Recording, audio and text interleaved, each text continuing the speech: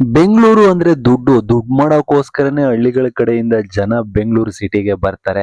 ಆದ್ರೆ ಇಂಥ ದುಡ್ಡು ಅನ್ನೋ ಈ ದುನಿಯಾದ ಬೆಂಗಳೂರಲ್ಲೂ ಕೂಡ ಆಕ್ಚುಲಿ ಪ್ರತಿನಿತ್ಯ ಮಧ್ಯಾಹ್ನ ಬಿಸಿ ಊಟನ ಜನಗಳಿಗೆ ಫ್ರೀಯಾಗಿ ಉಚಿತವಾಗಿ ಕೊಡ್ತಾರೆ ಅಂದ್ರೆ ತುಂಬಾ ಜನ ನಂಬಲ್ಲ. ಆದ್ರೆ ನಂಬಲೇಬೇಕು. ಅಂತ ಒಂದು ಪ್ಲೇಸ್ಗೆ ಇವತ್ತು ನಾನು ಬಂದಿದ್ದೀನಿ.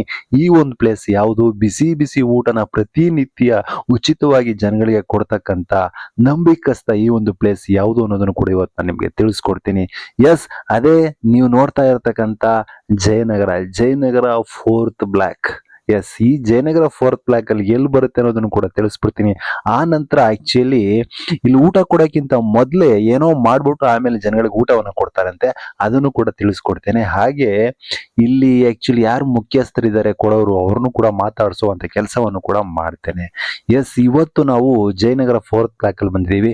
ನೀವು ನೋಡ್ತಾ ಇರಬಹುದು Jayanagar fourth block bus stand ಇದು. ಅಂದ್ರೆ ಆಲ್ಮೋಸ್ಟ್ ಜಯನಗರಕ್ಕೆ ಬಂದಿರತಕ್ಕಂತ ತುಂಬಾ ಜನ ಈ ಒಂದು ಬಸ್ ಸ್ಟ್ಯಾಂಡ್ ಅನ್ನ ನೋಡಿರ್ತೀರಾ.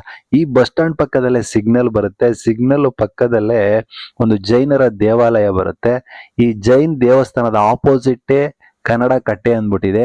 ಈ ಒಂದು ಕನ್ನಡ ಕಟ್ಟೆಯಲ್ಲಿ ಆಕ್ಚುಲಿ ಪ್ರತಿನಿತ್ಯ 1 ಗಂಟೆ 10 ನಿಮಿಷ 15 ನಿಮಿಷ ಇಷ್ಟರೊಳಗಡೆಗೆ ಆಕ್ಚುಲಿ ಪ್ರತಿನಿತ್ಯ ಊಟವನ್ನ ಇಲ್ಲಿ ಕೊಡ್ತಾರೆ. ಬಿಸಿ ಅವಾಗ ತಾನೇ ಮನೆಯಿಂದ ಮಾಡ್ಕೊಂಡು ತೆಗೆದುಕೊಂಡು ಬಂದು ಇಲ್ಲಿ ಇಟ್ಟು ಆಕ್ಚುಲಿ ಇಲ್ಲಿ ಇನ್ನೇನಪ್ಪ ಸ್ಪೆಷಲ್ ಅಂತಂದ್ರೆ ಇಲ್ಲಿ ಅಕ್ಕಪಕ್ಕದಲ್ಲಿ ಆಕ್ಚುಲಿ ಇಲ್ಲಿ ಒಬ್ರು ಜ್ಯೂಸ್ ಮಾರ್ತಾ ಇರ್ತಾರೆ, ಒಬ್ರು ಹೂವು ಕಟ್ತಾ ಇರ್ತಾರೆ ಲೇಡೀಸು.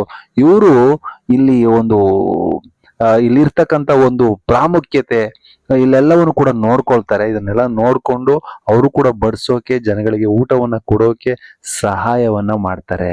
ಇದು ಇಲ್ಲಿ ಸ್ಪೆಷಲ್. ನಿಜವಾಗ್ಲೂ ತುಂಬಾ ಖುಷಿ ಕೊಡ್ತಕ್ಕಂತ ವಿಚಾರ. ಎಸ್, ಈ ಒಂದು ಕನ್ನಡ ಕಟ್ಟೆಯಲ್ಲಿ ಇಲ್ಲಿ ನೋಡಿ ಪ್ರತಿನಿತ್ಯ ನಮ್ಗೆ ಅವರು ಬಂದು ಊಟವನ್ನ ತೆಗೆದುಕೊಂಡು ಬಂದು ಇಲ್ಲಿ ಇಡ್ತಾರೆ. ಇಟ್ಟಿದಾದ ನಂತರ ಏನೋ ಮಾಡ್ಬಿಟ್ಟು ಕೊಡ್ತಾರೆ ಅಂತ ಅವಾಗಲೇ ಹೇಳಿದೆ. ಅದು ಬೇರೆ ಏನು ಅಲ್ಲ. ಇಲ್ಲಿ ಆಕ್ಚುಲಿ ಪ್ರತಿನಿತ್ಯ ಬಂದ ತಕ್ಷಣ ಊಟ ತಂದು ಇಟ್ಬಿಟ್ಟು ಇಲ್ಲಿ ಪೂಜೆಯನ್ನ ಮಾಡ್ತಾರೆ. ಪೂಜೆಯನ್ನ ಮಾಡಿ ನೀವು ನೋಡ್ತಾ ಇರಬಹುದು. ಪೂಜೆಯನ್ನ ಮಾಡಿ ಅಗರಬತ್ತಿ ಹಚ್ಚೋದಾಗಿರ್ಬೋದು, ದೀಪ ಬೆಳಗಿಸೋದಾಗಿರ್ಬೋದು, ಅದು ಲೇಡೀಸು ಈ ಎಲ್ಲ ಪೂಜೆಗಳನ್ನು ಕೂಡ ಮಾಡ್ತಾರೆ. ಇವರು ಬೇರೆ ಯಾರೂ ಅಲ್ಲ. ಪಕ್ಕದಲ್ಲಿ ರೈಟ್ ಸೈಡ್ ಅಲ್ಲಿ ಒಬ್ರು ಹೂವು ಕಟ್ತಾ ಇರ್ತಾರೆ. ಅವ್ರಿಗೂ ಕೂಡ ಈ ಒಂದು ಕನ್ನಡ ಕಟ್ಟಿಯಲ್ಲಿ ಏನು ಪ್ರತಿನಿತ್ಯ ಊಟ ಕೊಡ್ತಾ ಇದ್ದಾರೋ ಅದರ ಒಂದು ಪ್ರಾಮುಖ್ಯತೆ ಅವ್ರಿಗೆ ಗೊತ್ತಾಗಿದೆ. ಹಾಗಾಗಿ ಅವರು ಕೂಡ ಸಪೋರ್ಟ್ ಮಾಡ್ತಾ ಇದ್ದಾರೆ. ಇನ್ನೊಬ್ಬ ಮಹಿಳೆ ಪಕ್ಕದಲ್ಲಿ ಜ್ಯೂಸ್ ಮಾರ್ತಕ್ಕಂಥವ್ರು, ಅವ್ರಿಗೂ ಕೂಡ ಈ ಒಂದು ಪ್ರಾಮುಖ್ಯತೆ ಗೊತ್ತಾಗಿದೆ. ಅವರು ಕೂಡ ಕೈ ಜೋಡಿಸಿ ಊಟ ಕೊಡುವಾಗ ಅವರು ಕೂಡ ಊಟ ಹಾಕೊಡೋದು ಇದೆಲ್ಲವನ್ನು ಕೂಡ ಮಾಡ್ತಾರೆ. ನಿಜವಾಗ್ಲೂ ಇಂಥ ಒಂದು ಪಾಸಿಟಿವ್ ವೈಬ್ರೇಷನ್ ಇರ್ತಕ್ಕಂಥ ಈ ಒಂದು ಸ್ಥಳಕ್ಕೆ ಬಂದಿರತಕ್ಕಂಥದ್ದು ಇವತ್ತು ನಿಜವಾಗ್ಲೂ ನನ್ನ ಪುಣ್ಯ. ಹಾಗೆ ಇಲ್ಲಿ ತುಂಬಾ ಜನ ಬೆಂಗಳೂರಿಂದ ಹೊರಗಡೆ ಬಂದು ಇಲ್ಲಿ ಕೆಲ್ಸಕ್ಕೆ ಸೇರ್ಕೊಂಡಿರ್ತಾರೆ. ಅಥವಾ ಕೆಲವರು ಕೆಲ್ಸಕ್ಕೆ ಹೋಗಿ ಮಧ್ಯಾಹ್ನದ ಹೊತ್ತು, ಇವಾಗ ಬೇರೆ ಕಡೆ ಹೋದ್ರೆ ನಿಮ್ಗೆ ಗೊತ್ತಿದೆ, ಒಂದು ಅನ್ನ ಸಾಂಬಾರ್ಗೆ 60 ರೂಪಾಯಿ ಆಗಿದೆ ಬೆಂಗಳೂರಲ್ಲಿ. ಅಂದ್ರೆ ಮಿನಿಮಮ್ 60 ರೂಪಾಯಿ ಆಗಿದೆ. ಕೆಲವು ಕಡೆ 70 ರೂಪಾಯಿ ಹಿಂಗೆಲ್ಲ ಮಾರ್ತಾ ಇದ್ದಾರೆ.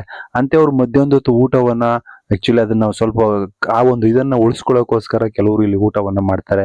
ಇನ್ನೆಷ್ಟೋ ಜನ ಉಚಿತವಾಗಿ ಊಟ ಕೊಡ್ತಾ ಇದ್ದಾರೆ. ಅದನ್ನ ನಾವು ತಗೋಬೇಕು ಅನ್ನೋ ಕಾರಣಕ್ಕೆ ಬರ್ತಾರೆ. ಇನ್ ಕೆಲವರು ಊಟ ಅಕಸ್ಮಾತ್ ಅವ್ರಿಗೇನು ಊಟಕ್ಕೆ ಸ್ವಲ್ಪ ಸಮಸ್ಯೆ ಆಗಿರುತ್ತೆ ಅಂತವ್ರು ಕೂಡ ಬಂದು ಇಲ್ಲಿ ಊಟವನ್ನ ಮಾಡ್ತಾರೆ.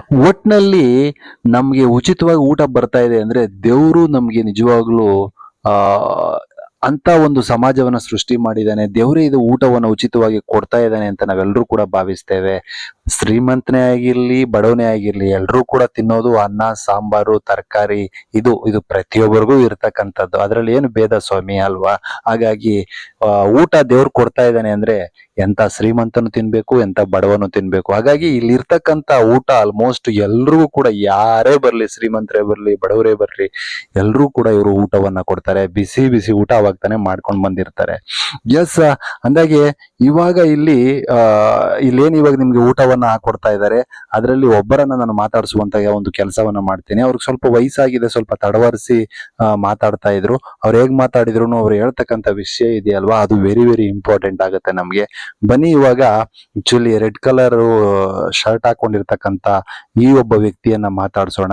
ಇಲ್ಲಿಯ ಬಗ್ಗೆ ಒಂದು ಮಾಹಿತಿಯನ್ನ, ಅಂದ್ರೆ ಏಕೆ ಕೊಡ್ತಾ ಇದ್ದಾರೆ, ಯಾವಾಗಿನಿಂದ ಕೊಡ್ತಾ ಇದ್ದಾರೆ, ಆ ಒಂದು ಮಾಹಿತಿಯನ್ನ ತಿಳ್ಕೊಳ್ಳೋಣ.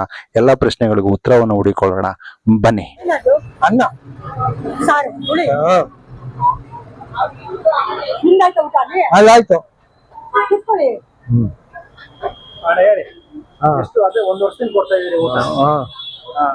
ಏನೇನ್ ಕೊಡ್ತಾ ಇದೀರಣ್ಣ 6 ವರ್ಷ ಆಗೈತೆ. ಕೊಡ್ತಾ ಇದೀರಾ 6 ವರ್ಷದಿಂದ ಕೊಡ್ತಿದ್ವಿ. ಏನೇನ್ ಪ್ರತಿದಿನ ಏನೇನ್ ಇರುತ್ತಣ್ಣ ಪ್ರತಿದಿನ ಅನ್ನ ಸಾರು ಮಜ್ಜಿಗೆ ಮೊಸರು ಇರುತ್ತೆ.